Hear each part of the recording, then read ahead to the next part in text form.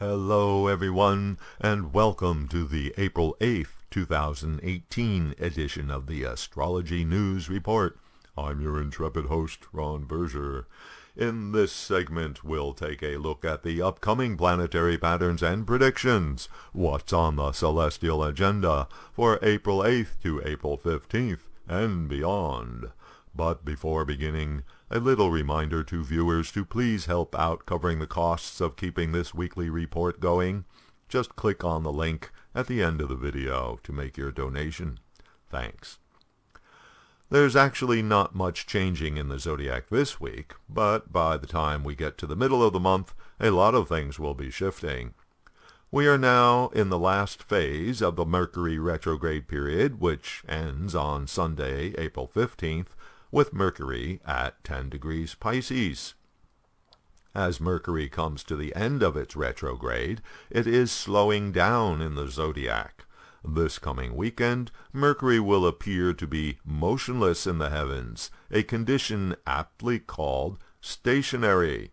In astrology, stationary planets are considered powerful. Therefore, the significations of Mercury will be accentuated. But even though it is strengthened by being stationary, Mercury in Pisces is still in its sign of debilitation. This is not the same as the retrograde condition, which actually distorts the planet's significations. Instead, when debilitated, a planet is weakened. So, with Mercury, that means rational thinking is not as logical as might be otherwise. Pisces is a water sign based in the emotions.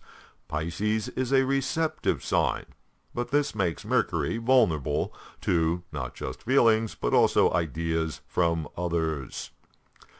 On the other hand, the access to the feeling world means this combination could be used for intuitive thinking, fuzzy logic, which may even bring inspiration. Mercury will work its way through Pisces in about 3 weeks, finally exiting that sign and moving into Aries on May 9th. On the same day that Mercury ends its retrograde phase, there will be a new moon at 1 degree, almost 2 degrees, of sidereal Aries.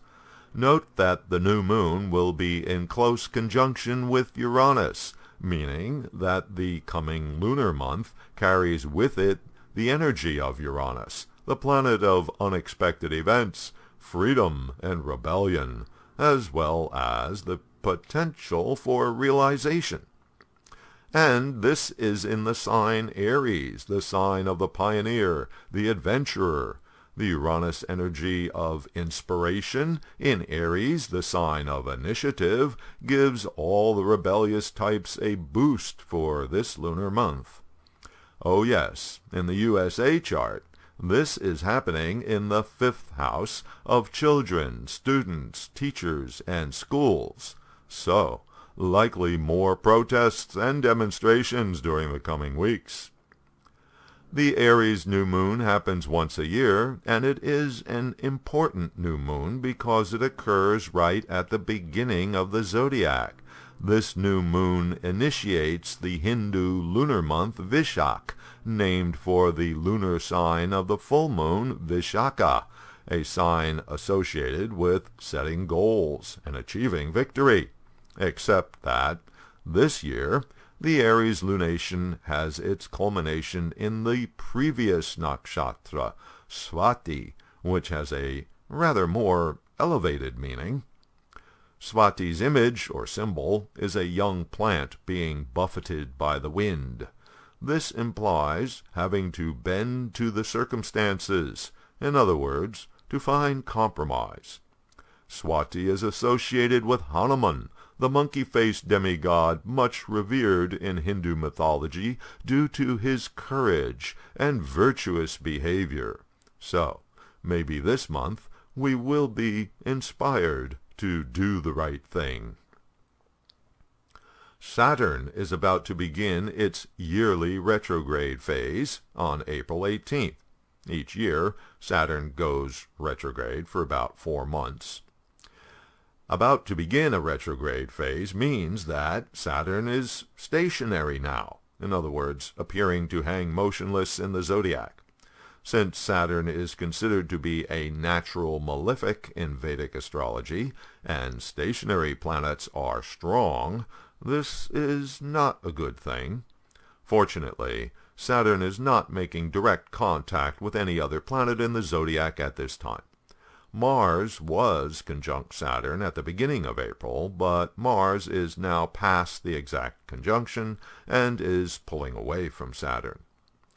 So, what happens when Saturn is stationary? The planet of delay and limitation is more powerful than usual. Obviously, this is a frustrating experience for those who are impatient to move forward. But Saturn is also endurance and persistence. Thus, you can use this energy of patience and perseverance to see your way to an eventual result. In a personal chart, if Saturn is conjunct or opposite a natal planet, this can be a problematic time for the significations of that planet. Here's an example of one of my favorite charts, Donald Trump. Turns out Saturn is stationary in near exact opposition with his natal Mercury. Trump's natal planet of rational thinking is being boxed in and opposed by the energy of the planet of restriction.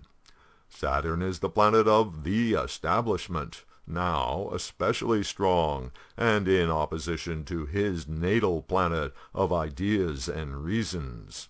A recent example. Trump wants to withdraw all American troops from Syria, but is facing pushback from the U.S. military establishment. Poor POTUS. Looks like it's going to be a rough couple of weeks for him. Okay, that's it for this episode of What's Coming Up. And now, before leaving you my little pitch for donations, if you appreciate what this YouTube channel does for you, you can help support it by visiting the donation page and making a contribution. Just click on or touch the donation card you see here. Thanks, and until next week.